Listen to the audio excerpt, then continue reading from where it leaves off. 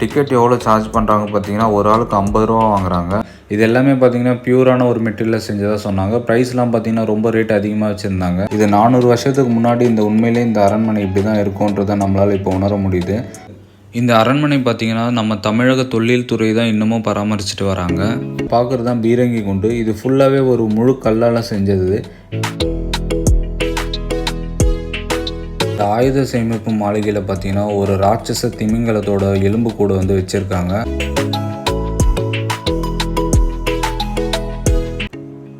வணக்கம் மக்களே, இன்றைக்கி நம்ம தஞ்சாவூரில் இருக்கிற அரண்மனை பற்றி தான் பார்க்க போகிறோம்.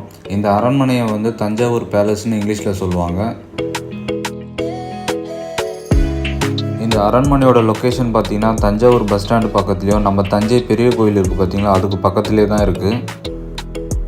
இப்போ என்ட்ரன்ஸில் டிக்கெட் கவுண்டரில் வெயிட் பண்ணிகிட்ருக்கேன். டிக்கெட் எவ்வளோ சார்ஜ் பண்ணுறாங்க பார்த்தீங்கன்னா, ஒரு ஆளுக்கு 50 ரூபா